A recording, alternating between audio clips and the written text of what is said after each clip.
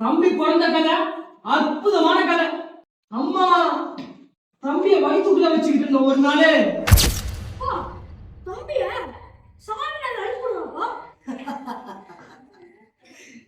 தம்பிய யாராலையும் அடிக்க முடியாது.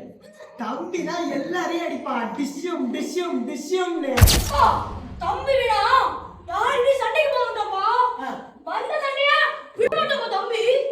10வது நிலையில போட்ட நாவ 10வது நிலையில வர இழுக்க வேண்டியதுன்னு தம்பி மிஸ் கிட்ட வாங்கணும்ப்பா.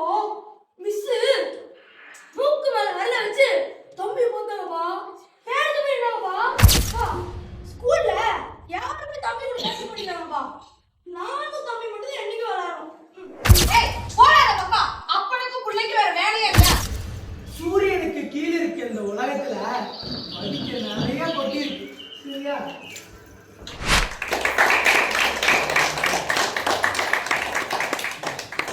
நம்முடைய கவுந்தப்பாடி பகுதியை சேர்ந்தவர் தான் கௌதம சித்தார்த்தன் ஐயா அவர்கள் ஒரு 20 வருஷத்துக்கு மேலே இருக்குன்னு நினைக்கிறேன். இந்த சிறுகதை 40 வருஷம் 40 வருஷத்துக்கு முன்னால் எழுதப்பட்ட கதை. அது சமகாலத்தன்மை, இப்போ இருக்கிற நடைமுறை கல்வி முறை, குழந்தைகளை நம்ம என்னமா பாடப்படுத்திட்டு இருக்கிறோம், அவருடைய உலகத்தை நம்ம சதிச்சிட்டு இருக்கோம் அப்படிங்கிற விஷயத்தையெல்லாம் நான் உணர ஆரம்பித்தேன்.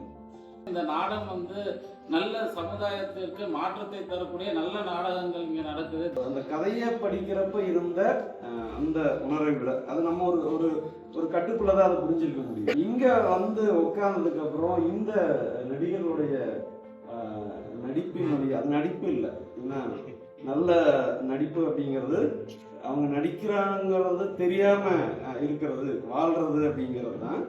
அந்த விஷயத்த ரொம்ப சிறப்பா இந்த கலைஞர் இங்க நிகழ்த்தி காட்டினீங்க. ஓவராலா எனக்கு என்ன தோணுதுன்னா, குழந்தைங்க கிட்ட என்ன இருக்கோ அதை சொல்லிருங்க, அதை பூசி முழுக வேண்டாம், அது இன்னும் அவங்களுக்கு அஃபெக்ட் ஆகும் அப்படிங்கிறத நான் புரிஞ்சுக்கிட்டேன்.